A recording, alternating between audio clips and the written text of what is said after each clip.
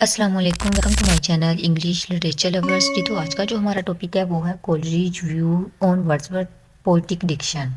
इससे पहले जो हमने टॉपिक पढ़ा था वो Wordsworth theory of poetic diction थी। वो आपको मेरे चैनल इंग्लिश लिटरेचर लवर्स पर मिल जाएगा, जो रिटर्न उसके नोट्स हैं जी। तो अगर आप मेरे चैनल न्यू हैं, चैनल को सब्सक्राइब कर लीजिए और बेल आइकन को प्रेस कर लीजिए, ताकि आइंदा फ्यूचर में मैं जो भी वीडियो अपलोड करूं वो आप तक बर वक्त पहुंच जाए। वीडियो आपको पसंद आए तो आपने लाइक ज़रूर करना है जी। तो अब हम अपना टॉपिक स्टार्ट करते हैं, Coleridge view on Wordsworth poetic Dickson.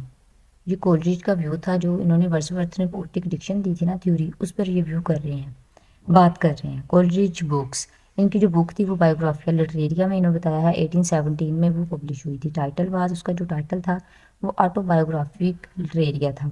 He pointed out the views of Wordsworth on poetic diction. इन्होंने अपना व्यू दिया था वर्ड्सवर्थ की थ्योरी ऑफ पोएटिक डिक्शन पर। Wordsworth theory of poetic diction and Coleridge view on poetic diction of Wordsworth. इसका जो मतलब है वो यही है कि वर्ड्सवर्थ की जो पोएटिक डिक्शन थी, इस पर कोलरिज का जो व्यू था पोएटिक डिक्शन पर, वो अब हम पढ़ेंगे। Language of poetry should be common language जी। तो ये सेम वही पिछले टॉपिक की तरह बात है कि जो पोएट्री लैंग्वेज ऑफ पोएट्री होगी वो कॉमन लैंग्वेज होगी। वो इतनी सादा अल्फाज में बयान की जाएगी कि कोई भी आम इंसान उसे समझ सके। There is no difference between prose language and poetry language. और साथ में ये भी कहा है कि प्रोज की लैंग्वेज और पोएट्री की लैंग्वेज में के दरमियान कोई फ़र्क नहीं है। Coleridge objects to Wordsworth praise to the language of rustics. Coleridge objects करते हैं कि भाई आर्ग्यू कर रहे हैं, praises the language of rustic, के भाई इन्होंने जो कॉमन लैंग्वेज में कहा है इस पे वो ऑब्जेक्शन कर रहे हैं, उन्हें पसंद नहीं आया वर्ड्सवर्थ की बात ये वाली ना। Coleridge says the principal difference between prose poetry is metre. Coleridge ने ये प्रिंसिपल बयान किया है कि जो difference between prose and poetry के दरमियान है ये मीटर की बिना पर है। Metre is the basic rhythmic structure of a verse.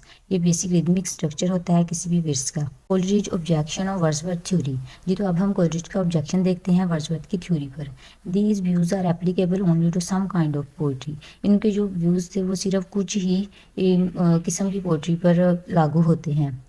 Even to these classes, they are not applicable except if such a sense as has never been denied or doubted.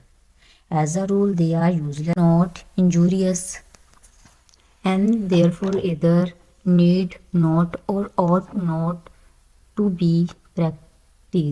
जी। तो ये कोलरिज ने objection किया था, जो इन्होंने theory पेश की थी पोएटिक डिक्शन वर्ड्सवर्थ ने, उस पर इन्होंने ऑब्जेक्शन किया था। क्योंकि वर्ड्सवर्थ ने कहा था कि भी जो मतलब जो पोएट्री की लैंग्वेज है वो बहुत ही सादा होनी चाहिए, जो कॉमन पीपल जो होते हैं वो उसे समझ सकें। लेकिन जो ऑब्जेक्शन कर रहे हैं कि ये जो व्यूज़ हैं ये कुछ ही किस्म की पोएट्री पर लागू होते हैं, क्योंकि कुछ क्लासेस जो होती हैं उन पर ये एप्लीकेबल नहीं होते। बेसिकली वो यही कह रहे हैं कि अपर एंड लोअर क्लासेस जो होती हैं, जो लोअर पे होती हैं उन पर लागू हो सकते हैं, लेकिन अपर क्लासेस पे ये लागू नहीं हो सकते, क्योंकि उनका सेंस ऑफ ह्यूमर चेंज होता है दूसरों की निस्बत। इसी रूल के तहत वो कहते हैं ये यूजलेस थिंग है, इंजूरियस है, जिसको मैं नहीं मान रहा जी। तो इसके साथ हमारा टॉपिक एंड हो गया। आप चैनल पर न्यू है, चैनल को सब्सक्राइब कर लीजिए और बेल आइकन को प्रेस कर लीजिए। वीडियो पसंद आए तो लाइक ज़रूर कीजिएगा। मिलते हैं नेक्स्ट वीडियो में। Thank you for watching.